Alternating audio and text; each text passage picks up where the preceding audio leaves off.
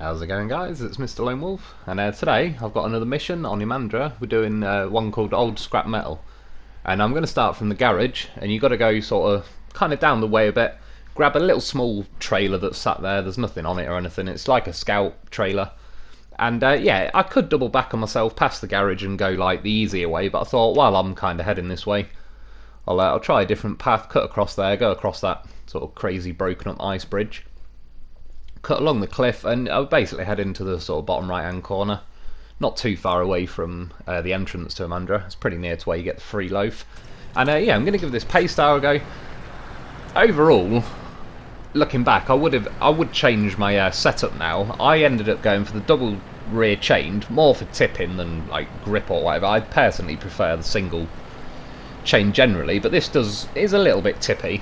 Yeah, and I've only got to take a little scout trailer, like a single cargo slot trailer, so what I could have done is just took the truck as like a bare chassis and then winched the trailer, but for my, I don't know, my own little sake to realism, I wanted to take a sideboard and a crane and kind of pick the trailer up and blah blah blah. Yeah, I've been messing around with this Paystar on this map, but again with just a bare chassis, and it was ticking along pretty nicely, but when I set off for this mission, it's not too bad, but it was a little bit bogged down. But yeah, like I said, I've been driving this truck around, just, I don't know, all over the place really on this map, not really doing anything in particular, just having a little cruise around with it, and overall it's not been too bad. I'm not keen on the dual rears. I don't think were helping, plus I assume this adds a lot of weight to it, but some trucks do benefit from the extra weight. I mean, pretty good examples of that at the minute are the fairly new ones there, the Taz and the Warthog. If you add the fuel trailer add-on thing to the back of them, you can see the suspension near enough bottom out, which, yeah, I think is a bit iffy, but it is what it is. But they certainly feel a lot more planted in this kind of snow and stuff. So I just think you end up wading a little bit more with the rear chained, and you'll see quite a lot that I noticed.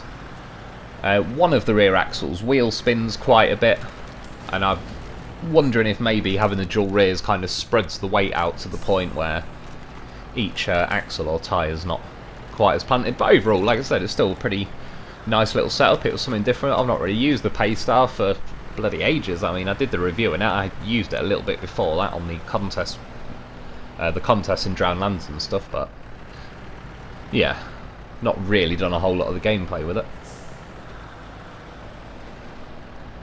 And overall, I mean, I brought the high range gearbox instead of the off-road. I appreciate there is certain sections where having a high-low would be nice, but because this was wheel spinning quite a bit, I'm not so sure I would have benefited a whole lot from the high-low, and there is other sections, as you'll see coming up, that when I put it in the high gear, again, it just motors along at a nice speed. I really like the speed and pace of the high gear. It suits it. If I could have that high gear on the low gear or the off-road gearbox or whatever, I'd probably end up going with the off-road gearbox most of the time. But yeah, it's just that high range is too good for me to pass up.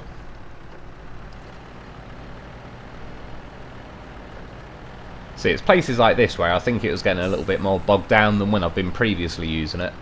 I'll show you a quick little bit at the end of the video of like this truck with nothing equipped to it flying along this map, and like I said, it definitely felt a lot better. I forgot as well, you can't have the fog lights or anything on this truck. Not that I really need them. Obviously, I knew I was going to do this one in the daytime anyway, but yeah, I don't really know why it's not got the choice of fog lights on this one. You can get some on the bumper, but I don't know, I don't really find they make a lot of difference overall. So, that's the first stage. I mean, that's the trailer you got to grab. I just had to swerve off into the trees to drive through the box, so it actually registers that stage of the mission. It's a bit of a random thing. I don't know why the hell this thing's sat in the middle of nowhere, or why you've got to take it to where you have, but it is what it is. As I said, compared to some other maps, the missions on this, and I'm not saying I dislike the missions at all, a lot of them, a good chunk of them have been pretty cool. But yeah, I wouldn't say Like, other maps feel like the map was designed around the missions. This map definitely feels like they designed the map to be a troll, and then they added the missions in afterwards and just, you know, like, oh, add one here, put that one there. Like, I don't think it was... A lot of these were ever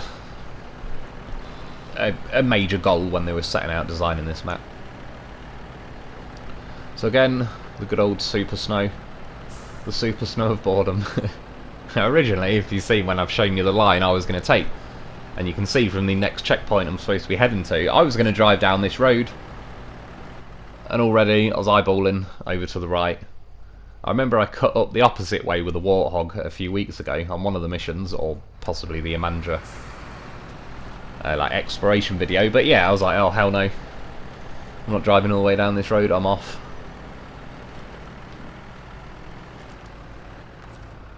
And of course the trailer chooses now to be a troll. However, looking at this trailer, it doesn't look like it'll quite fit in the sideboard, but I was just kind of hoping to lock it in on a bit of an angle now. I thought it'd just get wedged in there, but kept giving it a good old tug, as you do. And yeah, slipped in like a good one. And that's why I wanted to bring the sideboard and crane, just purely for my own, I don't know, adding my own little extra thing to the mission. I tend to do it every now and then on some missions, and sometimes it pays off, sometimes it doesn't.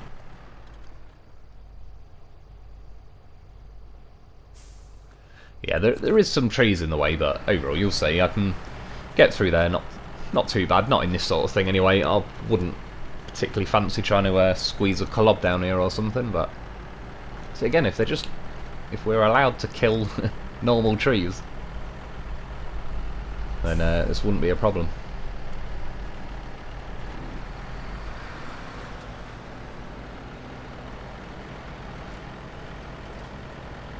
So then you get little patches of snow like that where it suddenly speeds up and I mean, it doesn't go flying, but it just doesn't feel insanely slow. I quite like using this kind of, I don't know if you can officially call it a bridge, but it's close enough.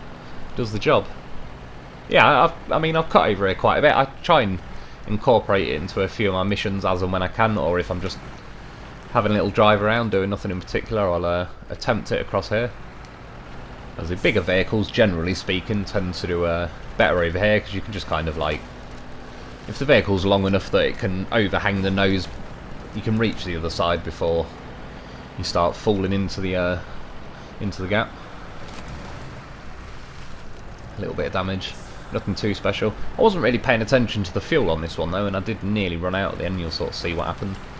A couple of mishaps at the end. But so close. The mission was going pretty nice and smooth, and then, yeah, obviously saved it all up. Saved it all up until the end.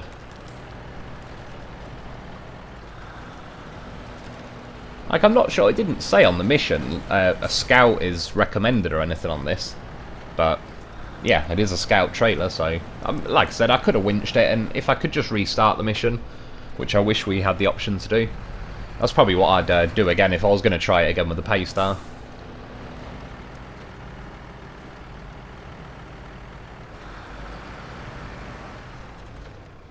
But up to this point, all things considered, so that was going pretty well. There's the last section to do. So this is kind of the way, when I unblocked one of the rows the other day, this was like the way I used. It was going so well, and then I rolled the dolphin at the last minute. But of course, I had a goddamn professional with me. I mean, look at this. Loaf trained. Pro gamer move. Clipped a rock. Thought I was going to roll. So which way is it going to go? It didn't want to go either way. Just balancing. See it slowly going. Thankfully it was going my way, because I don't know if there's a whole lot I could have done if it started going the other way. There's not really anything I can chuck a winch out onto.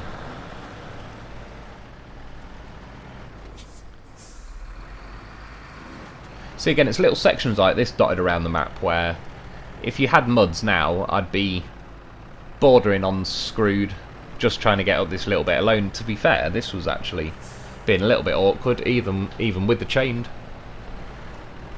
But yeah, trying to get up here in muds is nigh impossible. You'd be better off driving along probably the left-hand side and just trying to go up the snow itself, because, yeah, I was just saying that in reference to, like, I generally prefer chained anyway. They feel like the best fit and forget sort of tyres to me. There's so many times I forget what tyres I'm using. The only time I really get reminded is when, particularly on this map, I remember that I've got muds equipped when I start skidding around like a madman on the ice. And obviously for certain trucks on Scouts, whatever, like the Tatrin, the P16, I can't remember off the top of my head, the Collobs, but yeah, there's a couple of trucks that haven't got chained, which I think they should have the option by now. It'd be nice, or again, at least something, some different tyre that could even grip a little bit. I don't mind mostly having no grip, but just having it like a perfectly polished sheet of black ice is, I would guess, unlikely. I would say it's more likely to, yeah, be a bit frozen up and rough and got snow settled on it and all sorts of things. You'd be able to bite into it. I know they've done it for the purpose of the game. I'm just saying, in the long run, it kind of nullifies all other tyre choices on this map, unless you already know the journey you're going to take and then you're going to recover to the garage afterwards and blah blah blah. But yeah, I kind of wouldn't want to set off with muds in most things. Probably the Taiga being the only exception I can think of. Well, and my Loafs. I've got loads of, they've got all sorts of different tyres on them. Just a lucky dip which one I get.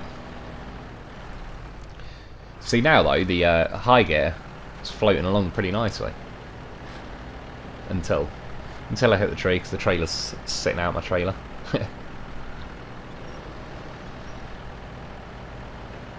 And I'm not really sure why, but this thing just would not get into second gear along here. There was a few places it was just having none of it.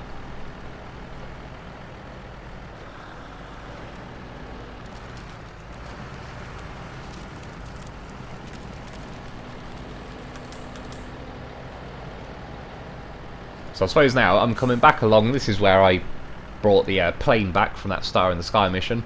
Coming up on the right will be the cliffs. That's why I kind of wanted to do this route. In the end, there was a few little different sort of bits that, like I said, overall I mostly like this map. I don't like the whole super snow thing, but that's not specific to this map. That's just their terrain characteristics. They've dialed up too much, in my opinion. But yeah, I like that rock ice bridge thing I drove over a minute ago. That was pretty cool. Going up that little icy channel near where I unblocked the road is pretty cool. Obviously, I quite like chancing this cliff as well. The views, I do enjoy the views on this map. So yeah, overall, I mostly like it, but there's just some places that, yeah, a bit too trollish. A bit too trollish for the sake of being trollish. But mostly speaking, you can avoid them once you know where they are. That's the thing with this game. It was like Lake Coved. That feels like a pretty fast-paced map, certainly compared to this. But I remember when I first got it, it felt painfully slow. That's when I first really experienced the super snow, as I was trying to kind of find shortcuts and wing it and find my own little way across the landscape.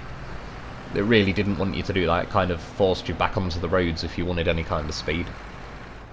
But yeah, now I know all the little routes and shortcuts and everything on Lake Coved. I can generally avoid most of the super snow and travel across the map pretty quick. And it's getting that way with this as well. I can certainly go from the garage to, say, the entrance to Imandra then in like a matter of minutes now, whereas, yeah, a week or two ago it felt more like bloody half an hour before I'd get over there. And that's on a good day. Oh yeah, I forgot to mention, I just cut a bit out, but I popped the trailer on the properly on the sideboard, because I knew as I was coming along here, if the trailer was sticking out to the right, I'd probably catch it on the rocks, fling myself off the cliff, and that's not really what I wanted to do. If the cranes worked better for lifting vehicles, accidentally crashing off there and then having to bring Bruce along and trying to winch or crane a vehicle back up would be pretty fun, but unless it was a little scout you sent off, then I just, yeah, the cranes haven't got the guts for it at the minute. I keep wanting to do as well, I'm going to do a video. Those are the Michigan missions. I've seen that, what was it, Super Delivery or whatever it's called. That one looks pretty mental. But yeah, the other one as well, I mean, they look pretty cool. You've got to drive around, I think it's all 4 regions of the Michigan region. And yeah, like I said, I'm looking forward to that one. I just keep, to be honest, for the last 4 or 5 days, I've been struggling to sleep despite having sleeping tablets that are probably strong enough to knock most horses out, but I don't know why. I've just got to, when I don't want to sleep, or when my brain doesn't want to sleep, that's it. It's game over.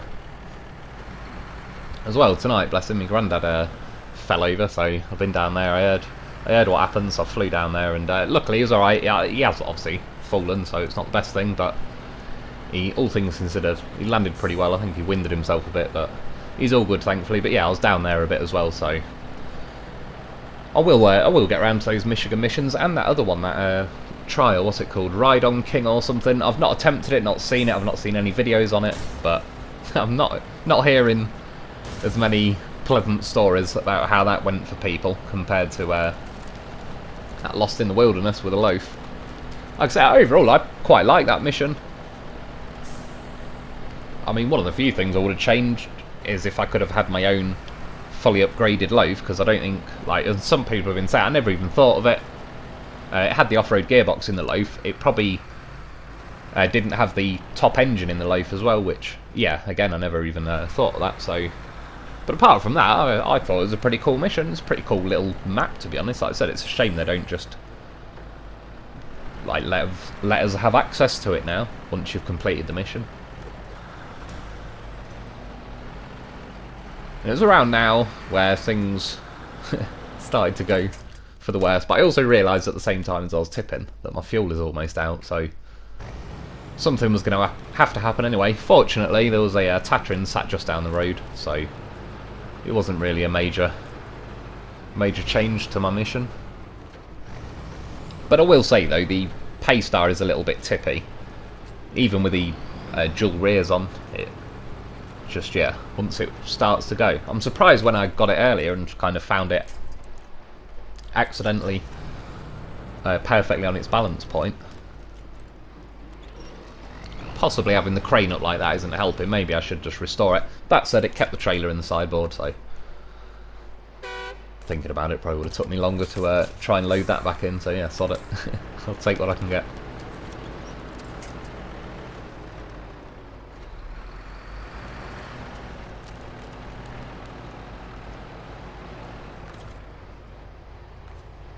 Almost forgot, almost set off. Oh yeah, fuel. Rob a bit off the Tatrin. See, that's where like the Tatrin's missing most of its roof rack points and bits and bobs. I've got trucks all over this map, but yeah, I need to kind of restock them all. It'd be kind of good in a way. You know, if you could take one of those van body trailer things or whatever as an add-on. It's got more points as the trailer though, is why I would rather take it as a trailer. Yeah, you know, if you could like re-top up all the different vehicles' roof racks, that'd be pretty cool. Because on this map there's not really any other way around it other than recover to garage or drive back to the garage, but yeah, I kind of leave vehicles dotted around for not just convenience, but I might just want to be over there already, and now I've got stuff over there. But yeah, I'm at the point where probably 3/4 of my trucks could do with being recovered and kind of fixed or topped up.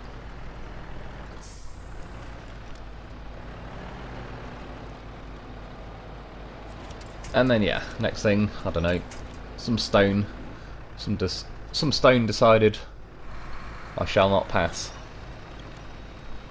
Like I said, things are going so nice and smooth, and then it all started going wrong at the end.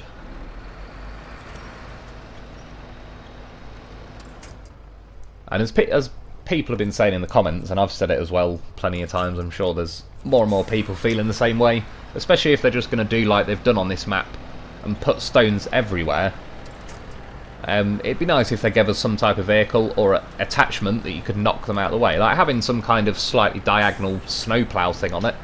Or as I was saying, for anyone who remembers MudRunner, I can't remember the name of it, but it was like a red tractor thing. You could get a massive big crane on it that had like a big set of pincers, and on the other end was a kind of, I don't know if I'd say a snowplow, but it was like some little shovel thing on one end of it. And yeah, that would have been like having something like that in this game. You'd be able to kind of clear the rocks out of the way on some of the roads, because again, some of the rocks and that, they're like funny and challenging or whatever to climb over them the first few times. After a while, yeah, it just gets the same, like sons of bitches. Just a bit of a on the lazier end of trying to slow their maps down again. It's just like, really, another rock? Like, if this was any kind of road, I would have got out and rolled that rock out the way, shot it out the way, blown it up out the way. Like, human beings would not allow that rock that I'm driving past right now. No one would allow that rock to exist there. It would be dead. It would be removed. Anyway, of course, because the game wanted one last time to troll me, yeah, I rolled over. I wouldn't even say I was really overcooking it. I was going kind of straight, but the left-hand side sank quite a lot, and that was it. And at this point, I was like, sod ya. You've lost your chance, Paystar. A quick drive-by in the Tatran, grab that trailer, and we're done. But yeah, overall, I mean, I'm not particularly hating on the Paystar. It wasn't too bad, and as I said, with the setup I put on it, I'd probably just have it set up how I did before, really, without the sideboard, without the crane, probably the single chained. But yeah, anyway, made a bit of dough off it. I think it was 520 XP or something, and about 6.5 grand. Again, it shrinks the screen as I'm recording it, so just my luck, I can't even read the bloody thing at the minute. Tried to sneak in with the Paystar at the end while I still got the menu up, but Paystar tapped out just before the end. See, this is just a quick clip before I go of more like what this thing was handling like before I tried this mission, or after actually, but both. And yeah, it felt like it had a pretty nice pace to it, all things considered. Still a little bit on the tippy side, but nothing too special. There's plenty of vehicles that are weighted pretty well on the floor, so...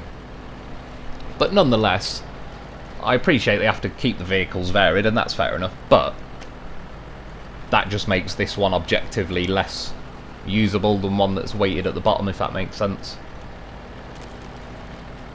But yeah, I mean, like, along here, it's keeping a pretty nice pace. I was pretty happy with it. And that's what made me want to use it for this mission.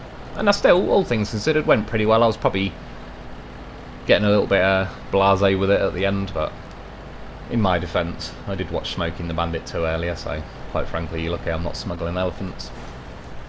I have to say as well, that scene near the end of Smoking the Bandit 2, it's underrated as just a general car smashing maniac scene. For anyone who remembers it, with like all the police cars and the trucks that kind of end up in the desert and they all get smashed to pieces. It's pretty good. I was enjoying watching that. It's been a while since I've seen Smoking the Bandit 2. They don't make them like they used to. Anyway, that's about it for today though. As you can see, the Paystar, I mean, yeah, all things considered, this map is a bit of a troll. Again with the tippiness. But that's about it for today though. I hope you've enjoyed. Thanks for watching, and I'll be back soon.